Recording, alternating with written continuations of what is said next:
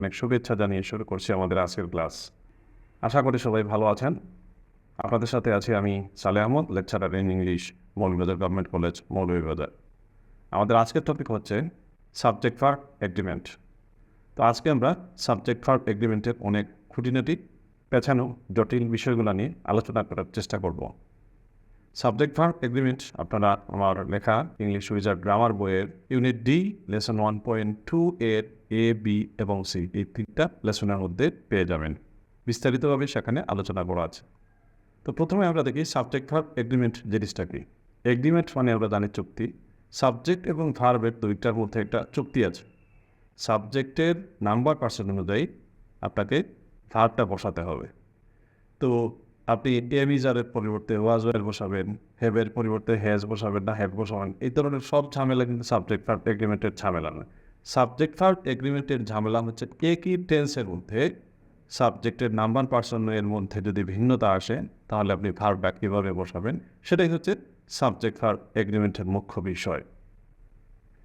তো একই টেন্সের মধ্যে সাবজেক্টের নাম্বার পার্সন অনুযায়ী ভার্বগুলো যে পরিবর্তন হয় সেগুলো হচ্ছে 5 ধরনের।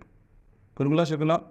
একটা হচ্ছে এমিজার, তারপরে হচ্ছে ওয়াজওয়ার, তারপরে হচ্ছে হ্যাভ হ্যাজ, শেল উইল এবং ভার্বের শেষে এস বা ইএস যোগ হবে কি না, do does go go it it's ইত্যাদি। তো প্রথমে আপনাদের জন্য একটা ছোট টেস্ট।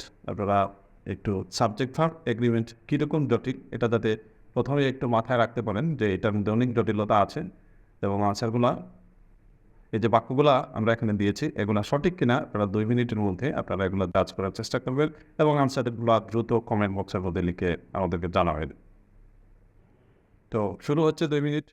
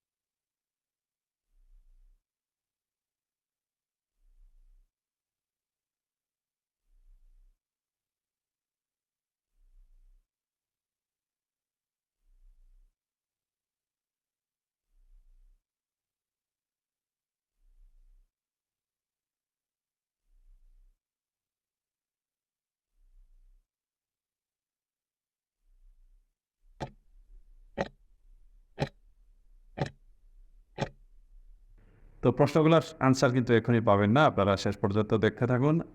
আমাদের ক্লাসের মাঝে মাঝে এই বাক্যগুলো আসবে, এই বাক্যগুলো আমরা সমাধান করার চেষ্টা করব এবং ক্লাস শেষে সবার শেষে আমরা আবার এই বাক্যগুলোকে নিয়ে একটু আলোচনা করার চেষ্টা করব যে আমরা আমাদের ক্লাসগুলো কতটুকু ফ্রুটফুলি আমরা নিতে পারলাম, এটা আমরা দেখার চেষ্টা করব শেষে। তো এখন চলুন আমরা দেখি যে আমরা যে সাবজেক্ট ভার্ব এগ্রিমেন্ট যেটা এটাকে আলোচনা করব এটার ক্ষেত্রে আমাদের স্ট্র্যাটেজি বা কৌশলটা কীরকম হলে আমরা খুব সহজে এই জিনিসটা আয়ত্ত করতে পারি। তো এখানে আমরা যেটা সাহায্য নেব সেটা হচ্ছে জাদুবিদ্যা বা ম্যাজিকের সাহায্য নেব। তো বেনিশিং আর্ট এটা একটা ম্যাজিক, আর squeezing the world into a ball এটা একটা ম্যাজিক। এই দুইটা ম্যাজিক আমরা কাজে লাগানোর চেষ্টা করব। এই দুইটা ম্যাজিকের মাধ্যমে আমাদের ম্যাক্সিমাম রুলগুলো শেষ হয়ে যাবে। আর কিছু জিনিস আছে আপনাকে মুখস্থ করাই লাগবে, এগুলো মুখস্থ করা ছাড়া উপায় নেই।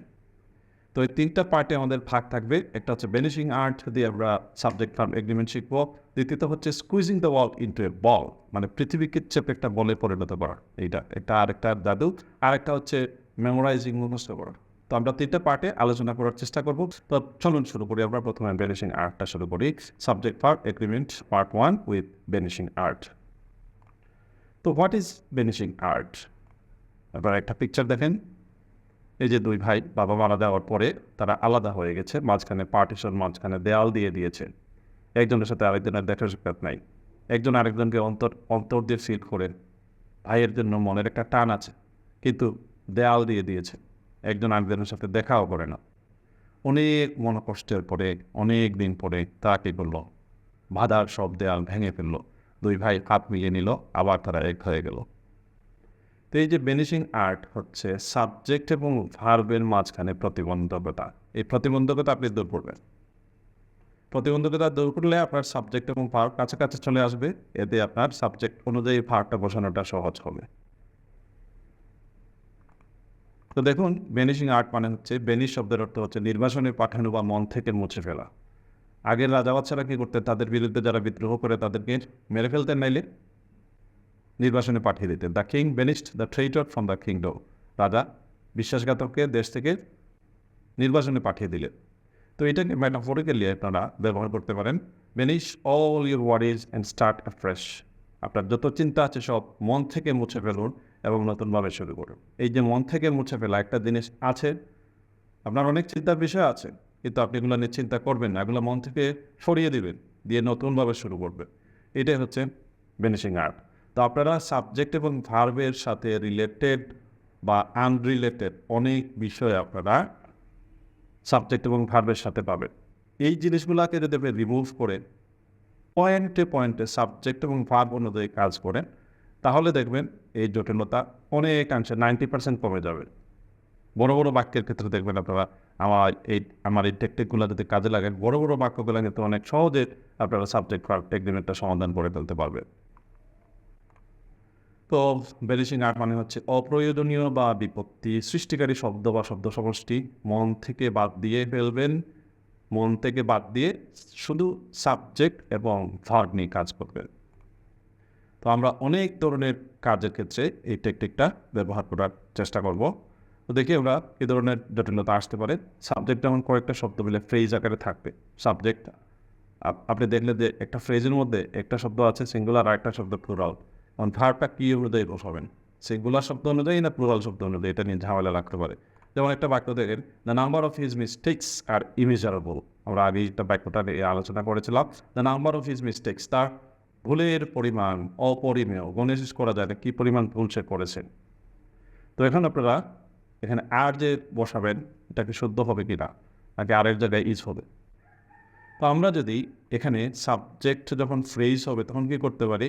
আমরা একটা হেডওয়ার্ড রেখে বাকি সব যদি বেনিশ করে দিতে পারি, তাহলে হেডওয়ার্ড অনুযায়ী হেডওয়ার্ডটা যদি সিঙ্গুলার হয় তাহলে ভার্বটা সিঙ্গুলার হবে, হেডওয়ার্ড যদি প্লুরাল হয় তাহলে ভার্বটা প্লুরাল হবে। তাহলে আমরা কী করলাম? The number of his mistakes, এটাকে সংক্ষেপ করে আমরা শুধু নাম্বারটা নিয়ে চিন্তা করবো। দ্য এবং অফ হিজ মিস্টেক্স, এইগুলো আমরা মন থেকে মুছে দেব। এখন ইজি হয়ে গেলো আপনার জন্য, নাম্বার ইজ ইমেজারেবল, আর হবে না। এটা কীভাবে হচ্ছে আমরা এবং এটা কীভাবে বের করবেন, এটা টিপস আমরা একটু পরে আলোচনা করছি। আগে জটিলতাগুলো একটু দেখে নিই। জটিলতাগুলোর ক্ষেত্রে কীভাবে ভ্যানিশিং আর্ট আমাদেরকে সাহায্য করবে সেগুলো একটু দেখার চেষ্টা করি। তো আরেকটা জিনিস দেখেন, কোনো সময় সাবজেক্ট এবং ভার্বের মাঝখানে অতিরিক্ত ফাংশন বিশিষ্ট অন্যান্য শব্দ সমষ্টি চলে আসে। সাবজেক্টের অংশ না, কিন্তু সাবজেক্টের সাথে সাবজেক্টের পরে অনেক ধরনের শব্দ আসতে পারে, যেটা ভার্বের এবং সাবজেক্টের মধ্যে এটা প্রতিবন্ধকতা তৈরি করবে। যেমন দেখেন, the man who he hated ultimately has appeared to be his close friends. এখানে যে has appeared আমরা বসালাম, এটা শুদ্ধ না ভুল? একটু দেখেন তো, চিন্তা করে। has appeared এর সাবজেক্ট কোনটা? The man. তাহলে দ্য ম্যান সিঙ্গুলার না প্লুরাল? MEN আছে, প্লুরাল। তো আপনারা দেখবেন যখন মাঝখানে হু হি হেইটেড, এই যে হি আছে, হু আছে, এই ধরনের শব্দগুলো নিয়ে মাথার মধ্যে কিন্তু এলোমেলো চিন্তা আসবে। তো এই যে হ্যাজ অ্যাপিয়ার্ড দেখে মনে হবে হির পরে তো হ্যাজ অ্যাপিয়ার্ড আছে, কোনো সমস্যা নাই। আসলে হু হি হেইটেড আলটিমেটলি, এটা কিন্তু দ্য মেন এবং ভার্বের মাঝখানে একটা এসে একটা প্রতিবন্ধকতা সৃষ্টিকারী শব্দ। তো এই শব্দগুলোকে কী করবেন? ভ্যানিশিং আর দিয়ে ভ্যানিশ করে দেবেন।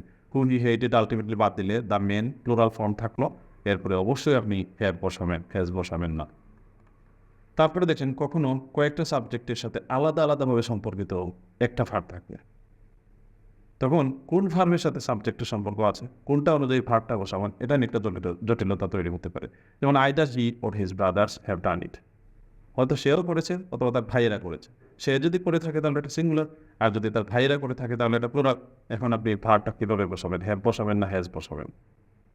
তো আপনারা এইসব ক্ষেত্রে কী করতে পারেন? আপনারা প্রথম অংশটা ম্যানেজ করে দিতে পারেন। মাঝখানে যদি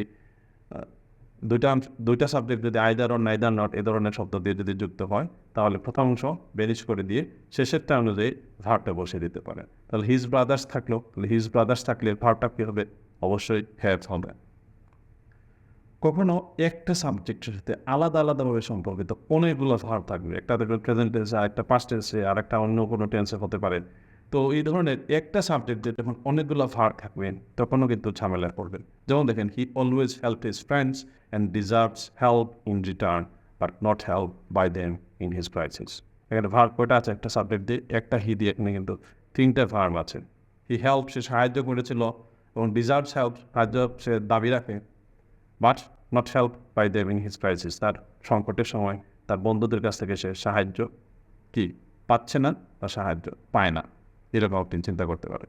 তো এখন আপনি যে বসাবেন, মাঝখানে যে এতগুলা জিনিস আসলো, ওই হির সাথে এটাকে রিলেট করে বসানোটা কিন্তু আসলেই টাফ।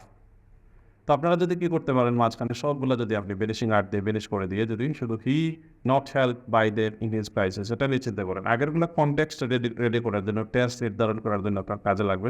কিন্তু সাবজেক্ট ভার্ব এগ্রিমেন্টের কাজটা আপনি শুধু হি এবং নট হেল্প এটা নিয়ে চিন্তা করবেন। তাহলে দেখা যাচ্ছে যে সে সাহায্য দাবি রাখে, অতএব সে সাহায্য পাওয়ার কথা, কিন্তু সে সাহায্য পাচ্ছে না। এটাকে আমরা কন্টিনিউয়াস ধরতে পারি, প্রেজেন্ট কন্টিনিউয়াস টেন্স। তাহলে প্রেজেন্ট কন্টিনিউয়াস টেন্স হলে এর পাশাপাশি আবার আপনাকে চিন্তা করতে হবে সে সাহায্য করছে না সাহায্য পাচ্ছে। সাহায্য পাওয়ার কথা এখানে বলা হচ্ছে, তার মানে তার করার জায়গায় পাওয়া চলে আসছে, মানে সে নিজে কাজ না করে তার উপরে কাজটা এসে পতিত হবে, অতএব এটা হচ্ছে প্যাসিভ। অতএব এটা আপনি লিখতে পারেন, হি is not being helped by them in his crisis.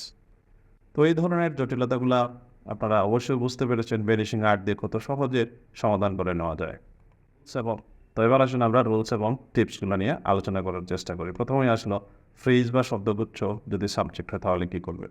এক্ষেত্রে তিনটা স্টেপে কাজ করবেন। প্রথম স্টেপটা হচ্ছে ফ্রেজটিকে বাংলায় অনুবাদ করে নেবেন। দ্বিতীয় স্টেপ হচ্ছে অনুদিত অংশের মধ্যে শেষ শব্দ কোনটা সেটা দেখবেন। আর 3 নম্বর হচ্ছে শেষ শব্দের ইংরেজি প্রতিশব্দ কোনটা এটা বের করবেন। এটাই হয়ে গেলো আমাদের হেডওয়ার্ড, এবং এটার বাক্যসব বেলিশ করে দেবেন। তাহলে এটা যদি সিঙ্গুলার হয় তাহলে ভার্বটা সিঙ্গুলার, ওইটা যদি প্লুরাল হয় তাহলে ভার্বটা প্লুরাল। দেখুন তো এই দুইটা বাক্যের মধ্যে সাবজেক্ট অনেক বড় ফ্রেজ আছে। এই ফ্রেজের মধ্যে আমরা হেডওয়ার্ড কীভাবে নির্ণয় করতে পারি? প্রথমে the colour of the mango, যেটাকে আমরা ট্রান্সলেট করে নিই, তাহলে ট্রান্সলেট করলে কি থাকবে? আমগুলোর রং। দ্বিতীয় স্টেপ হচ্ছে অনুদিত অংশের শেষ শব্দ কোনটা? রং। তৃতীয় স্টেপ হচ্ছে রঙের ইংরেজি প্রতিশব্দ কোনটা? এখানে কালার। কালারটা যেহেতু সিঙ্গুলার, ভার্বটা সিঙ্গুলার হবে, তাহলে the colour of the mangoes is green. দ্বিতীয়ত হচ্ছে every year a lot of children die of cholera. A lot of children, অনেক শিশু কলেরায় প্রতি বছর মারা যায়। এখন আপনাকে যে 3টে স্টেপের কথা বললাম, ওটা বলবেন যে বাংলাটা মেরে পড়ার পরে শেষ শব্দটা দেখে নিলিত হয়ে গেল, আর ইংরেজিতে আবার যাওয়ার দরকার কি? এখানে দেখেন একটু সমস্যা আছে। আপনি যদি চিন্তা করেন অনেক শিশু, শেষ শব্দ কোনটা? শিশু। শিশু কি সিঙ্গুলার না প্লুরাল? বাংলায় কিন্তু সিঙ্গুলার, কারণ বাংলায় শিশুর আগে অনেক শব্দ যোগ করলে শিশু শব্দটাকে প্লুরাল করা লাগে না। এটা যদি প্লুরাল করে শিশু গণ যদি বলেন, এটাকে বাংলায় বলা হয় বাহুল্য দোষ, কিন্তু ইংরেজিতে এই বাহুল্য দোষটাই গুণ। বাহুল্য আপনাকে করতেই হবে। এ লট অফ বসিয়েছেন, আপনাকে অবশ্যই চিলড্রেন দিতে হবে, চাইল্ড দিলে হবে না, প্লুরাল শব্দ বসাতে হবে। অর্থাৎ বাংলা এবং ইংলিশে যেহেতু একটু তফাৎ আছে, এজন্য আপনাকে কি করতে হবে? ইংরেজি প্রতিশব্দটা অবশ্যই দেখা লাগবে যেটা সিঙ্গুলার ফর্মে আছে না প্লুরাল ফর্মে আছে। তো আমরা দেখতে পাচ্ছি এখানে চিলড্রেন আছে, চিলড্রেন যেহেতু প্লুরাল, অতএব এটা ভার্বটাও প্লুরাল হবে। অতএব a lot of children die of cholera যেভাবে আছে সেভাবেই থাকবে, কোনো পরিবর্তন ছাড়া। অতএব আমরা এভাবে কাজগুলো যদি করি, যে মূল ওয়ার্ডটা রেখে এই কালারটাকে রেখে যদি বাক্যগুলো আমরা বেরিশ করে দিই, এবার চিলড্রেন রেখে বাকিগুলো যদি বেনিশ করে দিই তাহলে আমাদের ভার্বটা খুব সহজে আমরা বসাতে পারি। এবার আরও কয়েকটা বাক্য দেখি আমরা। The honesty of this man be known to all. এই লোকগুলোর সত্যতা আমাদের জানা। The honesty of this man বাংলায় ট্রান্সলেট করে ফেলেন কী হলো? লোকগুলোর সততা। শেষ শব্দ কোনটা? সততা। অর্থাৎ অনেস্টি যেহেতু সিঙ্গুলার, অর্থাৎ honesty is known to all. A number of students B present. আগেরটার মতো যদি চিন্তা করেন যে আগে তো অনেস্টি শব্দটাকে হেডওয়ার্ড ধরেছিলেন, তাহলে এখানে নাম্বার যেহেতু সিঙ্গুলার, অর্থাৎ ভার্বটা সিঙ্গুলার হবে, তাহলে কিন্তু ঝামেলা লেগে যাবে। এ নাম্বার হচ্ছে একটা ডিটারমিনার, একটা সংখ্যাবাচক শব্দ। অর্থাৎ এখানে এ নাম্বার অফটাকে কিন্তু হেডওয়ার্ড ধরতে পারবেন না। তাহলে এ নাম্বার অফ স্টুডেন্টস অর্থ কি দাঁড়াচ্ছে? বাংলায় অনুবাদ করে দেখবেন ইজি হয়ে গেছে। এ নাম্বার অফ স্টুডেন্টস কিছু সংখ্যক শিক্ষার্থী। তো শেষ শব্দ কোনটা? শিক্ষার্থী। শিক্ষার্থীর প্রতিশব্দ কোনটা? স্টুডেন্টস। তো স্টুডেন্টস যেহেতু প্লুরাল, অর্থাৎ ভার্বটা প্লুরাল হবে। অর্থাৎ a number of students are present. The number of his mistakes be immeasurable. আমাদের আগের বাক্যটা আসলো, আগে যেটা আমরা বলেছিলাম, the number of his mistakes, তার ভুলের সংখ্যা। এখানে কোনটা হেডওয়ার্ড? আবার যদি এ নাম্বার অফ এর সাথে মিলায় তাহলে কিন্তু আবার ঝামেলায় পড়বেন। The number of his mistakes, তার ভুলের সংখ্যা। এখানে শেষ শব্দ কোনটা? সংখ্যা। অর্থাৎ সংখ্যার প্রতিশব্দ হচ্ছে নাম্বার। নাম্বারটা যেহেতু সিঙ্গুলার, অতএব ভার্বটা হবে সিঙ্গুলার, অতএব নাম্বার ইজ হবে। তার ভুলের সংখ্যা অপরিমেয়। আশা করি এ নাম্বার অফ এবং দি নাম্বার অফের মধ্যে পার্থক্য বুঝতে পেরেছেন।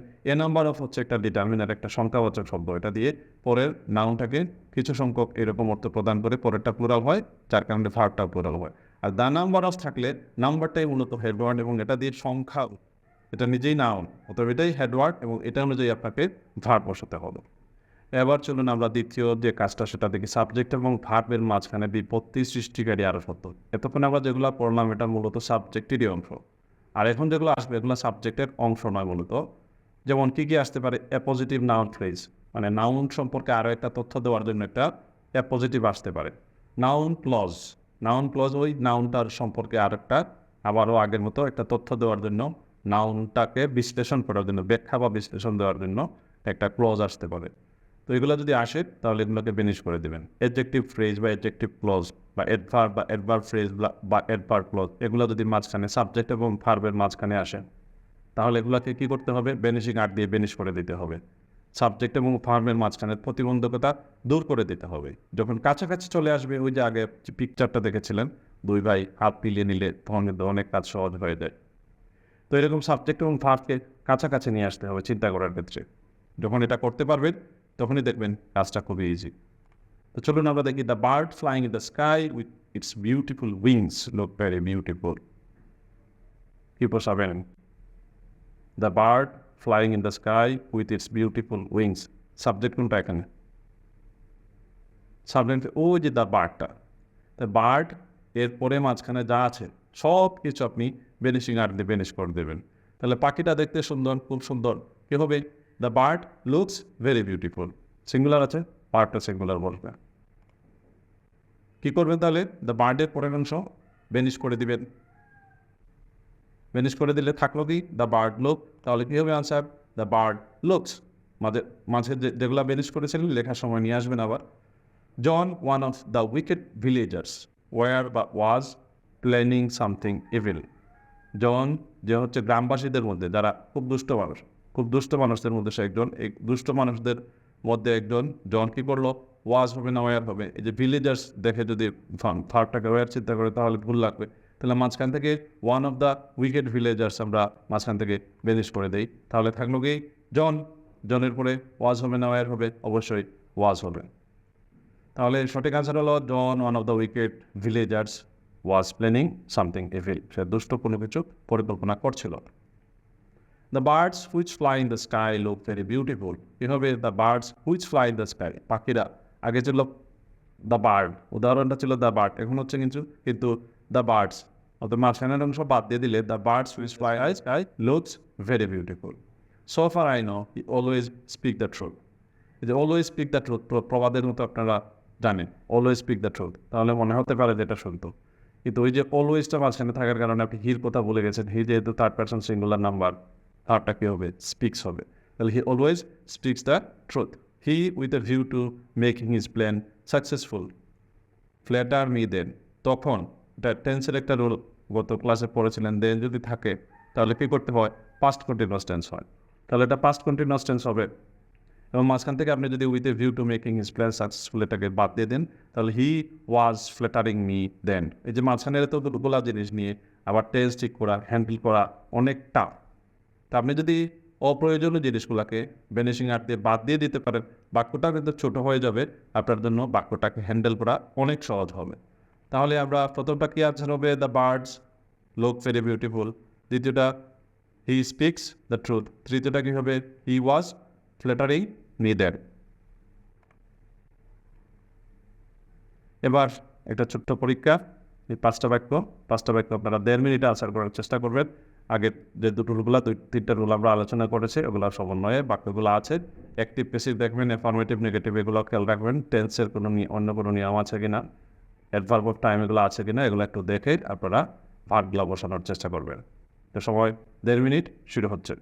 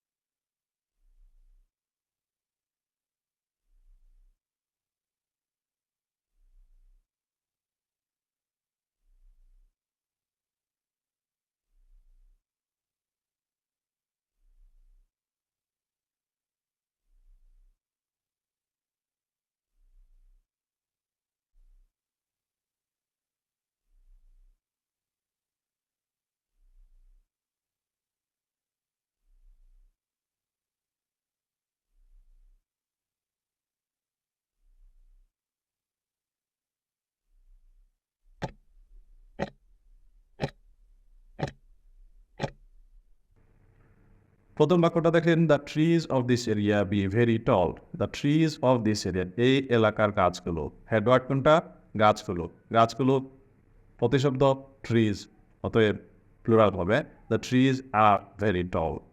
I believe he never tell lies. ওই যে নেভার টেল লাই, আগের মতো আপনারা এমনিতে মুখস্থ জানেন, কখনো মিথ্যা বলো না, নেভার টেল লাই বা নেভার টেল লাইজ। তো এখানে ঝামেলা লাগতে পারে, কিন্তু হি যে আছে নেভার মাঝখানে আসার কারণে ভুলে যেতে পারে, নেভারটাকে বাদ দিয়ে দেন, তাহলে কী হবে, he tells lies. The man if he works hard suppose to prosper in life. Is suppose two বা এম সাপোজ টু বা আর সাপোজ টু, করার কথা, এই ধরনের একটা মোডাল অক্সিলারির মতো ব্যবহৃত হয়। তো এটা সবসময় পেসিভে আসবে, এটাকে আপনি অ্যাক্টিভে চিন্তা করতে পারবেন না। যদি শুধু দেখবেন দ্য ম্যান সিঙ্গুলার না প্লুরাল, মাঝখানে ইফ হি ওয়ার্কস হার্ড এটা বাদ, তাহলে the man is suppose to prosper in life. ওই যে আগে বললাম এখানে জটিলতা কিছুই নাই, কিন্তু ওই যে বাক্যটা বড় হয়ে যাওয়ার কারণে কিন্তু আপনি অনেক সমস্যায় পড়ে যেতে পারেন। এটা যে একটা মোডাল অক্সিলারির মতো ব্যবহৃত হয় বা এই ধরনের বাক্য আপনি আগে আরও ব্যবহার করে এসেছেন, তারপরে কিন্তু এখানে ঝামেলা লেগে যাবে, কারণ ওই যে মাঝখানে প্রতিবন্ধকতা আছে। The truth that his brothers are his real opponents be an open secret now. এই যে আগে বলেছিলাম নাউন ক্লজ যদি নাউনের পরে আসে, এটা হচ্ছে অ্যাপোজিটিভের মতো ব্যবহৃত হয়েছে। দ্য ট্রুথ, কোন সত্যটা, that his brothers are his real opponents, তার ভাইয়েরা হচ্ছে তার প্রকৃত শত্রু, প্রকৃত প্রতিপক্ষ, এটা একটা ওপেন সিক্রেট নাও, বর্তমানে একটা সবাই জানে এরকম একটা গোপনীয় বিষয়। তো এখানে কী হবে, দ্য ট্রুথ, এটা হচ্ছে হেডওয়ার্ড, মাঝখানের অঙ্ক বেনিশ করে দেবেন, তাহলে the truth is an open secret now. Many a man die by accident every day. Many a man, অনেক মানুষই দুর্ঘটনায় মারা যায় প্রতিদিন। এমন কী হবে, অনেকে হয়তো ডাই লিখে দিয়েছেন, আগে এরকম একটা উদাহরণ পড়েছিলাম এর জন্য। তাহলে মেনি হে মেন, দেখেন মেনির পরে কিন্তু এখানে একটা এ আছে এবং ম্যান আছে, অনেক লোক ই। বাংলায় চিন্তা করলে হবে না, অনেক লোক ই।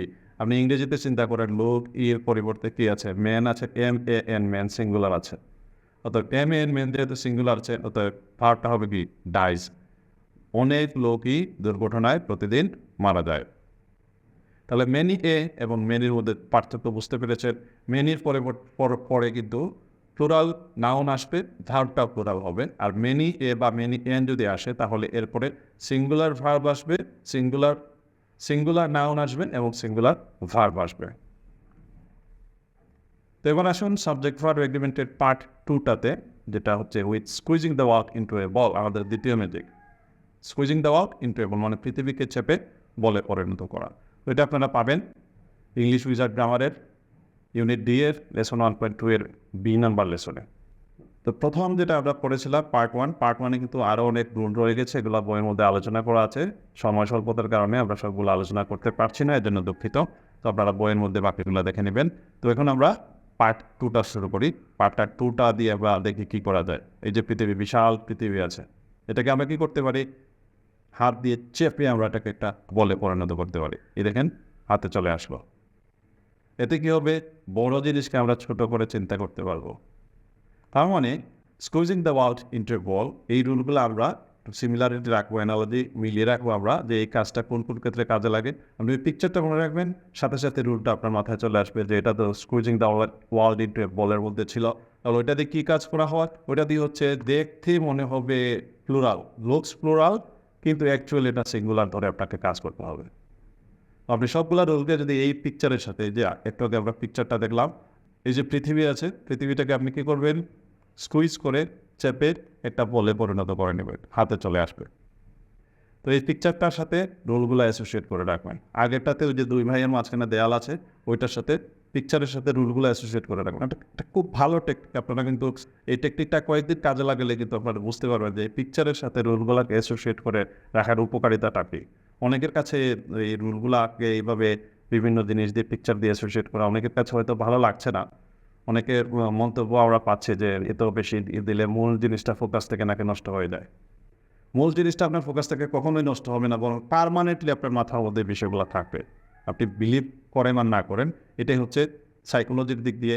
আপনি অনেক গবেষণা করে যারা বিভিন্ন তথ্য দিয়েছেন, তারাও কিন্তু এই টেকনিকগুলো দিয়েছেন যে বিভিন্ন পিকচারের সাথে আপনি যে কোনো বিষয়কে মনে রাখার জন্য অ্যাসোসিয়েট করে রাখবেন। তো চলুন আমরা দেখি squeezing the world into a বল জিনিসটাকেই, যেটা হচ্ছে লুকস প্লুরাল কিন্তু অ্যাকচুয়ালি এটা হচ্ছে সিঙ্গুলার। তোমার চলুন আমরা রুল শুরু করি। অবিচ্ছেদ্য একটা সমষ্টি হিসাবে যদি সময়, দূরত্ব, বয়স বা টাকা বা পরিমাণ এই ধরনের বিষয়গুলো যদি আসে, দেখতে এগুলো প্লুরাল হলেও নাউনটা প্লুরাল আছে, তারপরে কিন্তু ভার্বটাকে আপনার সিঙ্গুলার ব্যবহার করতে হবে। যেমন 50 miles be a long distance, 50 mile অনেক লম্বা দূরত্ব। তো 50 মাইল এটাকে আলাদা আলাদা করলে এই দূরত্বটা থাকবে। এটাকে যদি 10-10 করে ভাগ করে ফেলেন বা 5-5 করে যদি ভাগ করে ফেলেন, তাহলে কিন্তু এই দূরত্বটা থাকবে না। অর্থাৎ 50 মাইল একসাথে থাকতে হবে, একসাথে থাকলে এটা অনেক লম্বা দূরত্ব। অতএব এটাকে আপনি সিঙ্গুলার ধরেন, কি বসাবেন? ইজ বসাবেন। তো এবার এই বাক্যগুলো কারেক্ট কিনা দেখেন। 20 ইয়ার্স আর কামালস এজ, কামালের বয়স হচ্ছে 20 বছর। কামালকে কেটে 20 টুকরা করে ফেলেন, প্রত্যেকটার বয়স কত? 1 বছর না, 20 বছর একসাথে তার মধ্যে আছেন, অতএব এটাও সিঙ্গুলার। অতএব 20 ইয়ার্স ইজ কামালস এজ। 30,000 টাকা have been spent for this purpose, এই উদ্দেশ্যে 30,000 টাকা খরচ করা হয়েছে। এই যে একসাথে 30,000 টাকার একটা হিসাব, একই উদ্দেশ্যে। তাহলে এখানে কি হবে? এটাও সিঙ্গুলার হবে। অতএব হ্যাভ বিন না দিয়ে কি দিতে হবে? Has been spent. 50 minutes is the duration of A class, একটা ক্লাসের সময় হচ্ছে 50 মিনিট। এই যে 50 মিনিটস, এই পুরোটা ক্লাসের ডিউরেশন, এটা একসাথে আছে। অতএব এটাকে সিঙ্গুলার ধরতে হবে, ভার্বটা সিঙ্গুলার দিতে হবে। যেহেতু এখানে ইজ দেওয়া আছে, অতএব এটাতে কোনো গুণ নাই, বাক্যটা শুদ্ধ। এম দিয়ে যুক্তকারী দুইটা জিনিস যদি একই ধারণা প্রকাশ করে বা দুইটা একসাথেই চলে, এই ধরনের বিষয়গুলোকে আমরা কি করব? সিঙ্গুলার হিসেবে ধরে নেব। যেমন slow and steady, win the race হবে না, উইন্স দ্য রেস হবে, উইন্স দ্য রেস হবে। কারণ দৃঢ়তা স্থিরতা দুইটা একসাথে থাকলে আপনি জিততে পারবেন। দৃঢ়তা স্থিরতা যদি আলাদা হয়ে যায়, তাহলে ধীর জিতবে না, যার গতি বেশি আছে সে জিতবে, গতিশীল অবশ্যই জিতবে। আবার ধীরের মধ্যে যদি আবার স্থিরতাও না থাকে, তাহলে তো একেবারে শেষ। আপনি ধীর গতি পাশাপাশি যদি স্থিরতা থাকে, ক্রমে ক্রমে আপনি একটা সময় গিয়ে উন্নতি করবেন, এটা নিশ্চিত।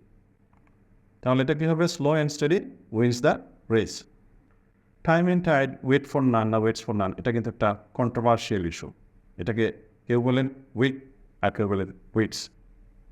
আপনারা যদি ব্রিটিশ কাউন্সিলের ওয়েবসাইটে দেখেন, দেখবেন ওখানে ওয়েটস দেওয়া আছে, কিন্তু এটাকে আমরা আমাদের প্রচলিত যে ট্রেডিশনাল গ্রামারগুলো আছে এগুলোর মধ্যে আমরা ব্যতিক্রম হিসাবে পাই, যে slow and steady with the race বা এই ধরনের যে রুলগুলো আছে এগুলোর মধ্যে ব্যতিক্রম হচ্ছে time and tide, wait for none. এটা এভাবেই, এবং আমরা এভাবেই সারা জীবন শিখে আসছি, আপনারাও এটাই ফলো করার চেষ্টা করবেন। ব্রিটিশ কাউন্সিল ফলো করলে হয়তো সমস্যা হতে পারে। আমরা ট্রেডিশনাল ইংলিশ যেগুলো আছে, ট্রেডিশনাল গ্রামার বই যেগুলো আছে ওইগুলোকে ফলো করার চেষ্টা করব। মডার্ন ইংলিশ যেগুলো আছে, অনেক আধুনিক তত্ত্ব আছে, এগুলা অনেক সময় পরীক্ষার মধ্যে ইউজ করলে সমস্যার মধ্যে পড়তে পারেন। তো আরও দুইটা বাক্য দেখেন, এগুলো শুদ্ধ কিনা ভুল একটু বলুন। Bread and butter are my favourite food. Bread and butter যেটা একসাথে খাওয়া হয় ওদের এটা সিঙ্গুলার হবে। The horse and carriage were at the gate. ঘোড়া এবং গাড়ি দুইটা আলাদা আলাদা না, ঘোড়ার গাড়ি দুইটা গেটের মধ্যে আছে, তো এটাও সিঙ্গুলার হবে। The horse and carriage was at the gate. এবার আরেকটা বিষয় দেখেন, যদি দ্য হেডমাস্টার অ্যান্ড সেক্রেটারি এরকম বিষয়গুলো আছে, পদবী সংক্রান্ত বিষয়গুলো আছে যখন, বা কোনো অ্যাডজেক্টিভ দিয়ে যুক্ত কোনো জিনিস যদি আসে, তখন আপনাকে চিন্তা করতে হবে যে আর্টিকেল কয়বার ব্যবহার করা হয়েছে। যদি আর্টিকেল একবার ব্যবহার করা থাকে তাহলে বুঝবেন যে দুইটা একই মানুষের পদবী বা একই বিষয়ের বিশেষণ হিসাবে দুইটা জিনিস আসছে। আবার যদি দুইটা ক্ষেত্রে যদি দুইটা আলাদা আলাদা যদি আর্টিকেল থাকে, এ এন বা দি থাকে, তাহলে বুঝবেন যে দুইটা আলাদা আলাদা মানুষ।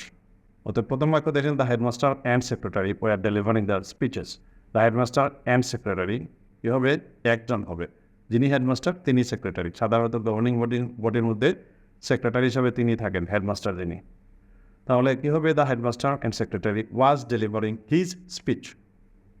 The headmaster and the secretary is arranging a meeting. একটা মিটিং অ্যারেঞ্জ করছিলেন কে? হেডমাস্টার এবং সেক্রেটারি কিন্তু আলাদা। তাহলে the headmaster and the secretary are arranging a meeting. I had a blue and red pen which was lost yesterday. আমার একটা নীল এবং লাল কলম ছিল যেটা গতকাল হারিয়ে গিয়েছিল। লাল একটা নীল একটা, দুইটা না ভিন্ন? একই, কারণ এটা একবারই আছে।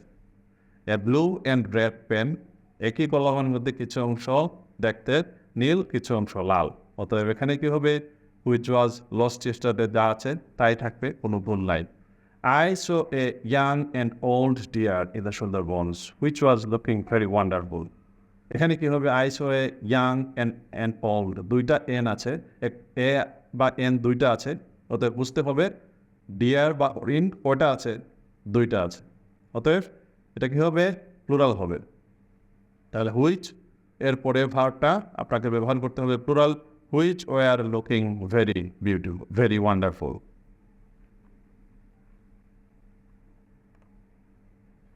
কালেকটিভ নাউন যেগুলো আছে, যদিও একাধিক ব্যক্তি বা বস্তু বা প্রাণীকে অন্তর্ভুক্ত করে, তবু এটাকে সমষ্টিগতভাবে একটা সিঙ্গুলার ধরে নিতে হবে। A flock of birds be flying in the sky, কী হবে? A flock of birds is flying in the sky.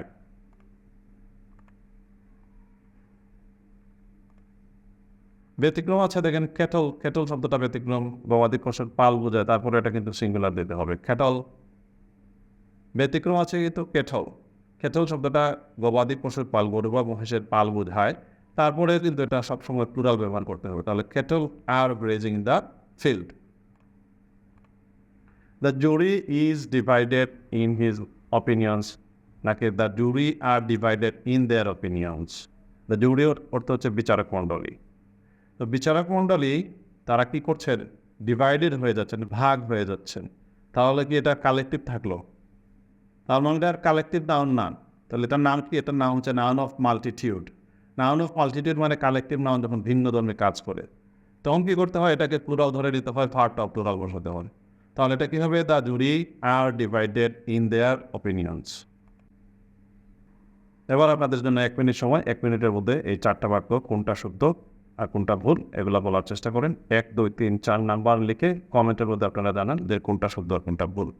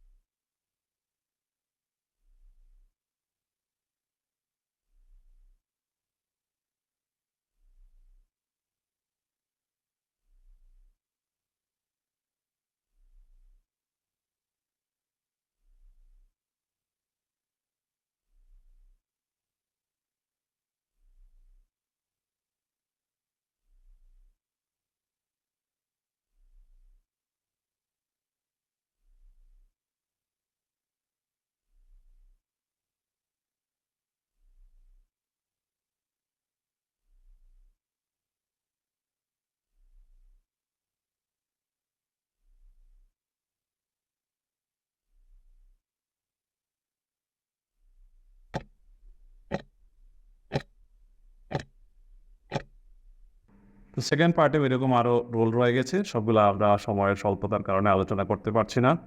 তো আমাদের সাবজেক্ট ভার্ব এগ্রিমেন্টের পার্ট 3 যেটা আছে মেমোরাইজিং, তো এটা আপনারা ইউনিট ডি লেসন 1.2 সির মধ্যে পাবেন। তো এটা আমরা একটু দেখি যে কী কী জিনিস মুখস্থ করা লাগবে। কিছু শব্দ আছে যেগুলো সব সময় সিঙ্গুলার হিসেবে আপনাকে ব্যবহার করতে হবে, এগুলোকে কখনোই আপনি প্লুরাল করতে পারবেন না।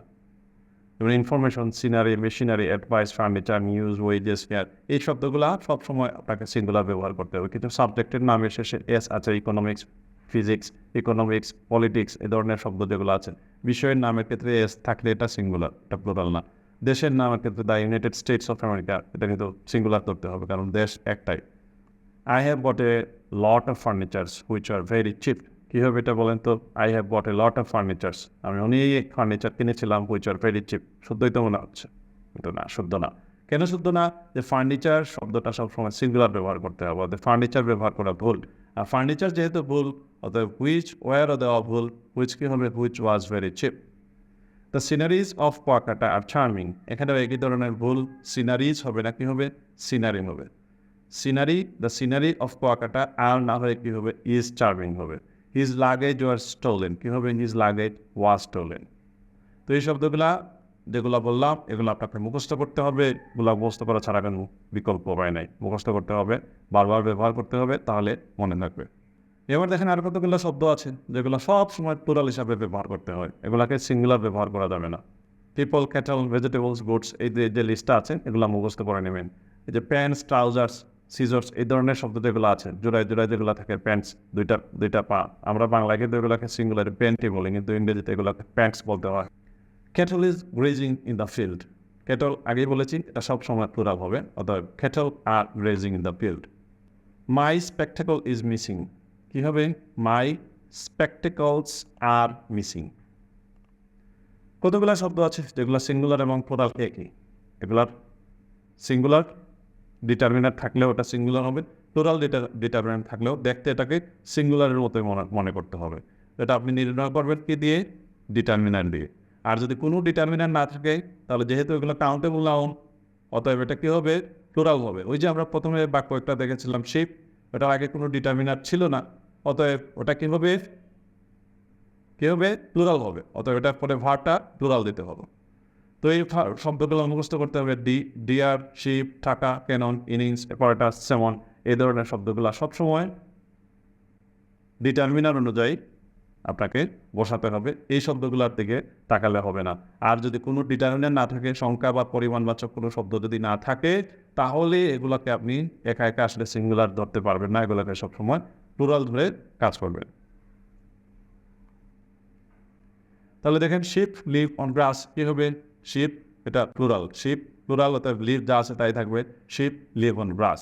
Many deer see by them, অনেক হরিণ দ্বারা দেখেছিল, তাদের দ্বারা দেখা হয়েছিল, তার মানে পেসিভ। তাহলে many deer were seen by them. Both the innings finish but they have scored only 150 runs, উভয় ইনিংস শেষ কিন্তু তারা রান করেছে মাত্র 150। তাহলে both the innings have finished না has finished? Both the innings, কী হবে? ইনিংস, এটা সিঙ্গুলার প্লুরাল একই ফর্ম, কিন্তু আগে আছে কি? বোথ। বোথ যেহেতু উভয়, অতএব এটা কী হবে? হ্যাভ ফিনিশড হবে।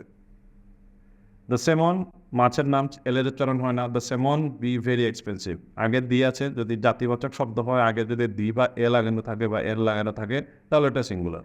জাতিবাচক শব্দ হিসাবে এটাকে সিঙ্গুলার আমরা ধরে নিলাম, দ্য সেমন ইজ ভেরি এক্সপেন্সিভ। কিন্তু যদি এখানে ও দি না থাকতো, তাহলে সেমনকে আমরা কী ধরতাম? প্লুরাল ধরে সেমন আর ভেরি এক্সপেন্সিভ। আমরা জাতিবাচক শব্দ ব্যবহারের জন্য আমরা তাদের 3টা নিয়ম আছে। A cow is a domestic animal বললেও শুদ্ধ, the cow is a domestic animal বললেও শুদ্ধ, কাউজ আর ডোমেস্টিক অ্যানিমেলস বললেও শুদ্ধ। মানে প্লুরালটাকে আপনি কোনো আর্টিকেল ছাড়া ব্যবহার করতে পারেন জাতি বোঝানোর জন্য। এবার দেখেন ভগ্নাংশ যদি আমরা ব্যবহার করি, 1/3, 2/4 এই ধরনের শব্দগুলো যদি ব্যবহার করি, তাহলে এগুলোর পরে যে ভার্ব আসবে সেটা ব্যবহার করে একটু জটিল আছে। তো আপনি ভগ্নাংশের দিকে তাকিয়ে আপনি ভার্ব বসাবেন না, ভার্ব বসাবেন এগুলার পরে যে নাউনটা আছে ওটা দেখে। নাউনটা যদি সিঙ্গুলার হয় তাহলে ভার্বটা সিঙ্গুলার, নাউনটা যদি প্লুরাল হয় তাহলে ভার্বটা প্লুরাল। মনে থাকবে 1/3, 2/3 কী আছে না আছে এটা আপনার দেখার দরকার নেই ভার্ব বসানোর সময়। কিন্তু আপনি 1/3 না 1/3 বসাবেন, 2/3 না 2/3 বসাবেন, এটা একটা জটিলতা। যদি 1 হয় তাহলে পরেরটাকে বসাবেন এস যোগ না করে 1/3, আর 1-এর চেয়ে যদি বেশি হয়ে যায় তাহলে কি হবে 2/3, 3/4 এরকম বসাতে হবে। তো দুইটা জায়গায় এখানে প্রবলেম, একটা হচ্ছে ওই যে 3rd, 4th এগুলো যেটা শেষে আছে ওইটা শেষে এস যোগ করবে কিনা, আর দ্বিতীয়ত হচ্ছে ভার্বটা কীভাবে ব্যবহার করবেন। এই দুইটা প্রবলেম মাথায় রেখে এই রুলগুলা কাজ করার চেষ্টা করবেন। 2/3 of the mangoes are rotten। কি হবে 2/3 of the mango? আম কয়টা? আম একটা, অর্থাৎ ভার্বটা ব্যবহারে ভুল হয়েছে, ইজ রটেন হবে। কিন্তু 2/3 আমের কত অংশ? 3/2 অংশ। তাহলে যেহেতু 2 আছে তো থার্ড দেওয়া যাবে না, কি দিতে হবে? 2/3। 2/3 of the mango is rotten। 1/3 of the mangoes is rotten। 1/3, 1 আছে দেওয়া, অর্থাৎ থার্ডস দেওয়া যাবে না, কি দিতে হবে? 1/3 of the mangoes। ম্যাঙ্গোজ কি আছে? প্লুরাল আছে, অর্থাৎ ভার্ব হবে আর rotten। 1/3 of the mangoes are rotten।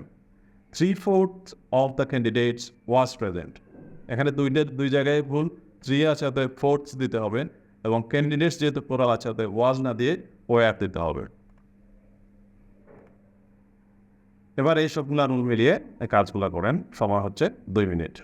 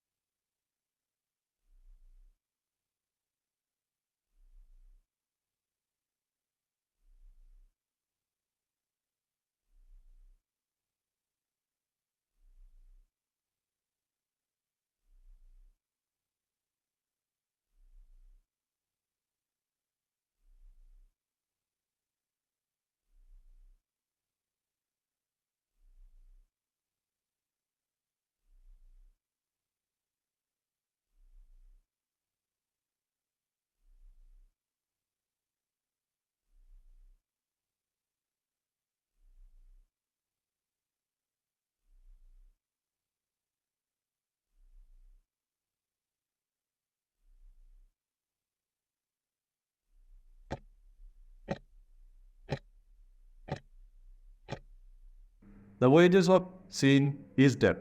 Wages এটা দেখতে প্লুরাল মনে হলো, এটা সবসময় সিঙ্গুলার। পরিণাম, ওয়েজেস অর্থ হচ্ছে পরিণাম। The wages of sin is death, মৃত্যুর, পাপের পরিণাম হচ্ছে মৃত্যু। I read the work of Nazrul which was a great source of inspiration. এখানে ওয়ার্ক বলে কি বোঝাচ্ছে? কাজ বোঝাচ্ছে, নজরুলের কর্ম। এই কর্ম বোঝানোর জন্য ওয়ার্ক ব্যবহার করতে পারবেন না। I read the works of Nazrul which were a great source of inspiration. Many advices were given them but in vain. তাদেরকে অনেক উপদেশ দেওয়া হয়েছিল।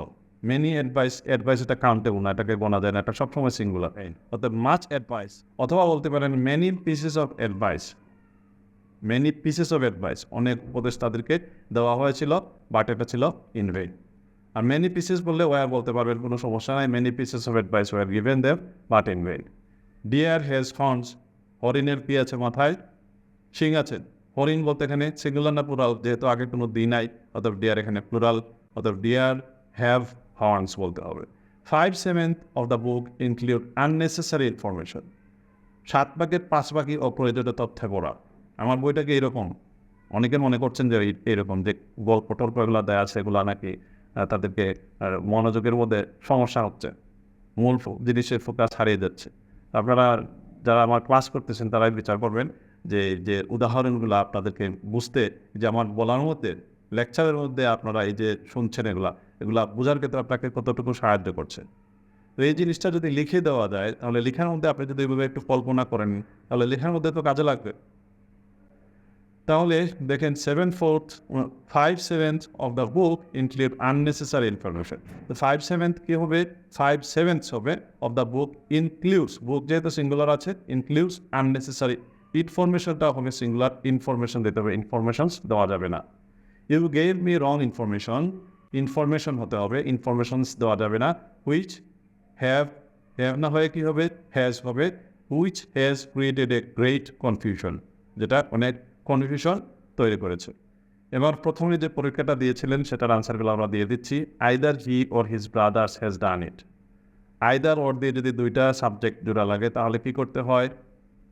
তাহলে প্রথম অংশটাকে বাদ দিয়ে সেকেন্ড অংশটাকে দেখতে হয়। আইদার হি অর বার, তাহলে থাকলো কি? His brothers. হিজ ব্রাদার্স যেহেতু প্লুরাল, কোথাও কী হবে? Have done it. Not you, it is I who is guilty. It is I, আইয়ের পরে হু আছে, রিলেটিভ প্রোনাউনটা মনে রাখবেন যে রিলেটিভ প্রোনাউনটাকে আপনি বেরিশ করে দেবেন। রিলেটিভ প্রোনাউনটাকে সাবজেক্ট না ধরে রিলেটিভ প্রোনাউন দিয়ে কাকে বোঝাচ্ছে তাকে আপনি সাবজেক্ট ধরবেন। এখানে হু দিয়ে কাকে বোঝাচ্ছে? আমাকে বোঝাচ্ছে, অর্থাৎ আই এরপরে কী হবে? এম হবে, অর্থাৎ আই এম গিল্টি। হুটাকে মনে নাই মনে করেন, I am guilty. That four people are the most deprived, এখানে দ্যাটটা বাক্যটা শুরু করার জন্য এটা এসেছে। That four people are the most deprived, এখানে দিয়ে ইঙ্গিত বোঝাচ্ছে না। দ্যাট যে অর্থ, এখানে যে অর্থে দরিদ্র মানুষেরা যে সবচেয়ে বেশি বঞ্চিত, এই জিনিসটা, এই ধারণাটা সবার জানা, অত এটাকে স্কুইজিং করে একটা আইডিয়া ধরেন, তো এই আইডিয়াটা সবার জানা, তাহলে it is known to all. Before advocating for him, you should know that the number of his mistakes are immeasurable. আপনারা ক্লাসের মধ্যে পেয়ে গেছেন নাম্বার অফ মিস্টেক্স, ভুলের সংখ্যা। এখানে হেডওয়ার্ড কোনটা? নাম্বার, আর নাম্বার যে সিঙ্গুলার অতএব ইজ হবে, is immeasurable. Each boy and each girl were good enough to value their father sacrifice. Each দিয়ে যদি দুইটা জিনিস জোড়া লাগে, ইচ দিয়ে দুইটা জিনিস জোড়া লাগলেও কী হবে? এটা সিঙ্গুলারে ধরে নিতে হবে, কারণ এটা হচ্ছে ডিস্ট্রিবিউটিভ প্রোনাউন। ডিস্ট্রিবিউটিভ প্রোনাউনগুলো কী করে? সবাইকে আলাদা আলাদা করে বোঝায়, একত্রে বোঝায় না। অর্থাৎ এটাও ভার্বটা কী হবে? সিঙ্গুলার হবে। তাহলে each boy and each girl was good enough to value their father's sacrifice. Ship is very humble, একটু আগে আমরা পড়েছি, যদি আগে কোনো আর্টিকেল না থাকে তাহলে এটাকে প্লুরাল ধরতে হবে, তাহলে শিপ আর ভেরি হাম্বল। তো আজ এ পর্যন্তই, আশা করি সবার ক্লাসটা ভালো লেগেছে। যাদের ভালো লেগেছে তারা যদি এখনও বইটা না কিনে থাকেন তাহলে বইটা এখনই কিনে নেবেন, এই প্রত্যাশা রেখে আজকে এখানেই বিদায় দিচ্ছি। সবাই ভালো থাকবেন, সুস্থ থাকবেন। আল্লাহ হাফিজ। Thank you all.